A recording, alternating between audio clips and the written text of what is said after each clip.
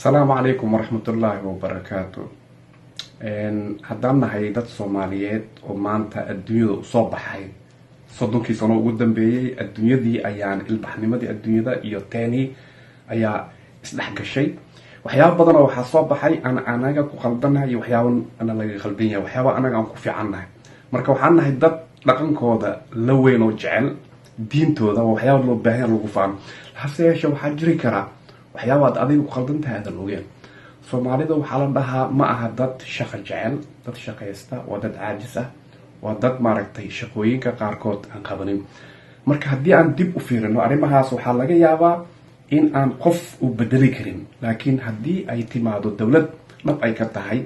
u dejisa barnaamij weyn oo muddo dheer soconaya in wixii si cilmi ah loo baaro kadibna la xaliyo ani hadda meel rabaa inaan idinka tuso oo ah Soomaalida ma aha dad jecel shaqada una firfircoon laakiin way shaqaystaan tusaale ahaan waxa waaye wadankeena wuxuu dhisnaa in shaqooyinka asaasiga ah nolosha horumar lagu gaaro oo dhan inay ceeb tahay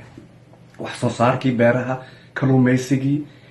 in waxyaabaha gacanta laga qabto oo dhan waxay ahaan jirtay wax dadku ay ka faanaan xataa mujtamaca ma dhiirigelin jirin wadaadada ma ahayn inay dhiirigeliyaan maxaa yeelay diinteena iyo axaadiis badan jira qofka inuu shaqaysto gacanta ka shaqaysto inuu xoogiis ku shaqaysto inay tahay wax waajib ah loo baahan la dhiirgeliyo laakiin waxay noqotay wax dhaqanka u dhisan inuu ka faano waxa kamid ah waxa way Soomaalida laba u kala baxday qof waliba maanta inta milyan aan nahay qof walba wuxuu ku fikirsan yahay inuu garwaaqo xirto inuu iska dhigo dhakhtar ama maaragtay lawyer sharci yaqaan siyaasi ummadoo dhan hadday qaybtaa gasho asaaskii wax soo saarkii oo dhan ayaa baaba'ay taana waxa ugu wacan in sida habka kaliya loo bedeli karo maaha warkeyga hadda aan sheegayo waxaa lagu bedeli karaa si practical ah inay timaado dawlad intay fiiriso dadkii u samayso xaalado ay ku jeclaadaan shaqooyinka noocaas ah waxaana imaan karta waxa waaye markaan fiirino wadamada aan ku noolnahay qofka nadaafada ka shaqeeya lacag fiican u qaataa mujtamac oo dhan wuxuu ka leeyahay sharaf kan ka shaqeeya waxyaabaha gacanta laga qabto shaqooyinka qaarkood ma bala helayo waxaa laga dhigay wax tababar loo soo qaato Soomaaliyana waxa waaye qofka intuu dhar soo xirto oo banaanka istaago iska dhigo uu dhaho anigu waxaan ahay ugaas ama waxaan ahay xildhibaan ama waxaan ahay laakiin wax uusan qabanin wax barasho iyo shaqo uusan lahayn wuu ka lacag badnaa wax soo galaya wuu ka badnaan jiray kan subaxdii intuu kaco dhulka fadhiya beeraha ka shaqeeya ama kalluunka ka shaqeeya ama geedaha maaragtay faryaamaha marka habka kaliya looga bixi karo waxa waaye in marka hore dawlad ka shaqeyn karta arrimaha shaqada iyo arrimaha bulshada inay soo baxdo oo daacad ay ka tahay oo qorshe fiican loogu talagalay waxyaabaha la sameyn karo waxa waaye inaan fiirino wadamada kale sida ay u dhiirigeliyeen shaqooyinka aasaaska u ah horumarka waxaa la sameynaya waxa waaye qofkan dadka marka hore sinaan iyo cadaalad oo bulshadooda inay soo marto hadday sinaan jirin waxa waaye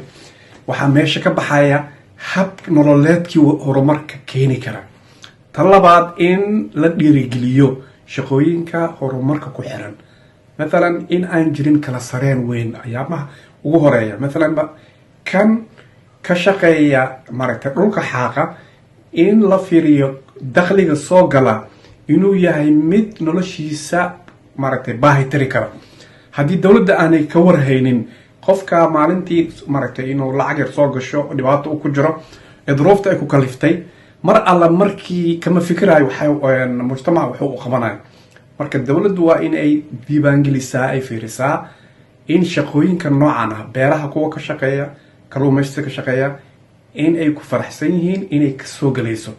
haddii مثلا shaqooyin la bixinayo kaliya ma ahan in shaqada raaxada leh ama shaqada u baahan qofka inuu aqoon weyn lahaado inuu lacag fiican qaato haddii la dhiirigeliyo shaqooyinka dadku ay ka cararaan in lacag mushaharka loo kordhiyo waxaa imaanaysa dad badan inay shaqadii ay qaataan dadkiina ay jeclaadaan inay shaqooyinkaas ay qabtaan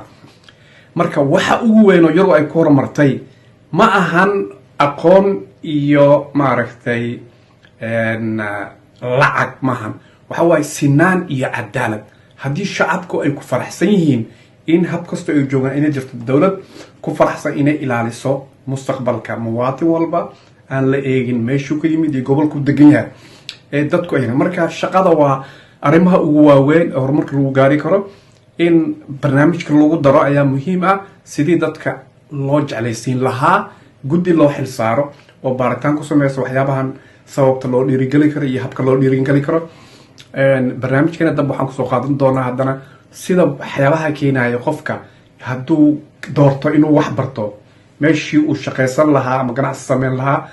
inay uga fiican tahay maxaa yeelay soomaaliya waxaa ka dhici jirtay qof markuu dugsi fasalka sideedaad uu kaga tago oo u galo ganacsi inuu qofkii jaamacaddii kasoo baxay inuu ka maaragtay dakhli fiican yahay taana waxay dhiirigelin